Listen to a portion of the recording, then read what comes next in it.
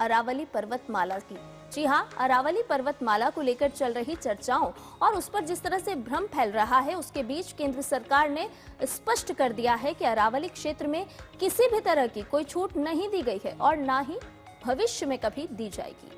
बिल्कुल, और इसको लेकर पर्यावरण, वन एवं जलवायु परिवर्तन मंत्री भूपेंद्र यादव ने डीडी न्यूज से खास बातचीत में साफ कहा कि 100 मीटर पहाड़ का मतलब है पहाड़ की चोटी से लेकर जमीन के स्तर तक और उस बिंदु तक जहां उसका स्थायी आधार जमीन पर स्थित है, जिसमें पूरी संरचना शामिल है।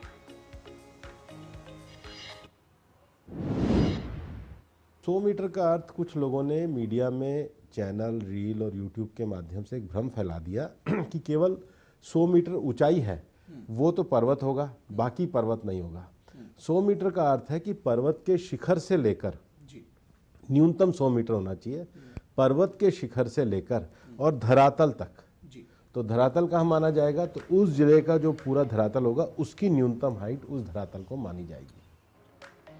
और इतना ही नहीं, केंद्रीय मंत्री ने आगे ये भी कहा कि अरावली को लेकर भ्रम फैलाने की कोशिशें की जा रही है, जबकि सरकार यह सुनिश्चित करने के लिए पूरी तरह से प्रतिबद्ध है कि ये पर्वत श्रृंखलाएं हरी भरी रहें। कुछ लोग झूठ और भ्रम फैलाना चाहते हैं। हम लोग ये चाहते हैं कि अरावली का इकोलॉजी सिस्टम रहे। हमने green Aravalli wall, green Aravalli project के विषय को शुरू किया है। स्वयं प्रधानमंत्री जी ने 2 बार दिल्ली के रिज में अरावली में वृक्षारोपण लगातार पिछले 2 एनवायरनमेंट डे में किया है। पिछले दिनों अरावली क्षेत्र की इकोलॉजी रेस्टोरेशन के लिए हमारे द्वारा लगातार वर्कशॉप की गई है। बल्कि इस निर्णय में भी उन्होंने जो ग्रीन अरावली प्रोजेक्ट है, ग्रीन अरावली प्रोजेक्ट में उसी को ग्रीनिंग करने का जोर दिया जाएगा जो अरावली का डिग्रेडेड फॉरेस्ट हो गया है और अवैध माइनिंग की गतिविधियों के कारण प्रभावित हुआ है। तो जिस तरीके से लेकर संध्या भ्रम फैलाया गया और उसी में अगर ये भी बात कही गई कि अब जो कोर्ट है वो किस तरीके की सुनवाई करता है, उसको लेकर भी केंद्रीय मंत्री भूपेंद्र यादव ने कहा है कि अरावली को लेकर कानूनी प्रक्रिया कोई नई नहीं है, बल्कि 1985 से इस पर इस तरह की याचिकाएं जो हैं चल रही हैं और इन याचिकाओं का मूल उद्देश्य अरावली क्षेत्र में खनन पर सख्त और स्पष्ट नियम लागू करना रहा है, जिसका सरकार पूरी तरीके से समर्थन करती है। सरकार तो नियम कानून से चलती है। मैं कह रहा हूँ सारे नियम वही हैं, कोई नियम स्थगित नहीं हुआ है, किसी नियम में कोई परिवर्तन और शिथिलता नहीं है। हम प्रोटेक्टेड एरिया को पूरी तरीके से फॉरेस्ट करने के लिए, फॉरेस्ट के डिग्रेडेशन को आगे बढ़ाने के लिए पूरी तरीके से प्रतिबद्ध है। और मैं तो कह रहा हूँ कि विषय अभी भी न्यायालय में ही लंबित है। अगर कांग्रेस को दिक्कत है तो वहाँ अपना विषय रख दें। और वहीं अरावली पहाड़ी की परिभाषा पर इस समय कई तरह की चर्चाएं भी हो रही है, लेकिन वास्तव में किस तरह से इसको परिभाषित किया जा रहा है, वास्तव में इसकी परिभाषा आखिर है क्या, वो आपको बताते हैं।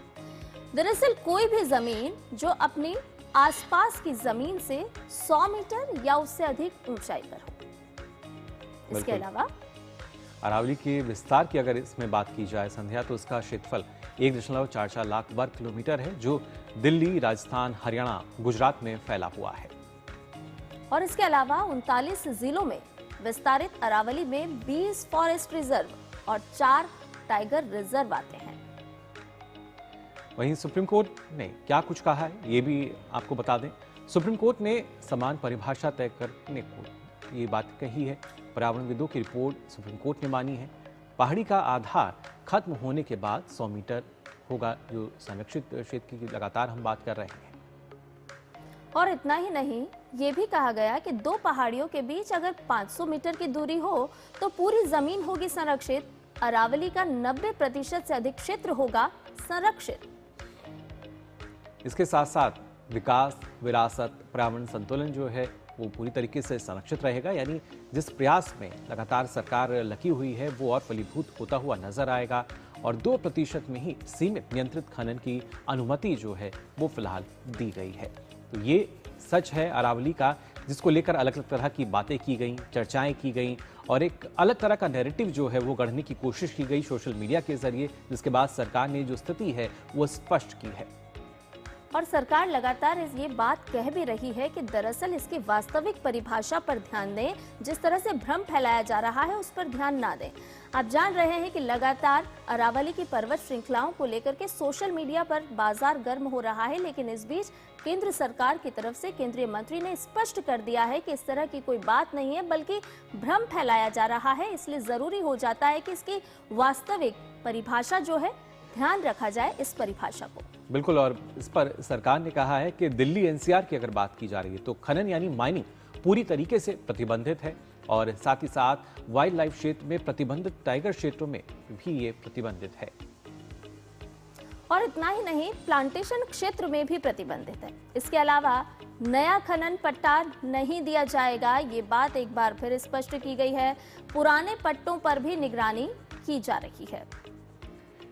तमाम ये बातें जो हैं वो अब सामने निकल कर आई हैं। सरकार ने ना सिर्फ पक्ष रखा है बल्कि बताया है कि किस तरीके से लगातार इस दिशा में कदम उठाए जा रहे हैं और कैसे एक बेहतर पर्यावरण संतुलन जो है वो रखा जा सकता है। लेकिन संध्या देखा जाए तो सोशल मीडिया पर एक अलग तरह का नैरेटिव गढ़ा गया और कहीं ना कहीं भ्रम फैलाने की जो स्थिति है वो सामने आई, जिसमें लोग जो हैं थोड़ा सा वो भ्रमित भी हुए। लेकिन यहाँ सरकार ने अपनी जिम्मेदारी पूरी करते हुए उस भ्रम को दूर किया और बताया कि वाकई इसकी सच्चाई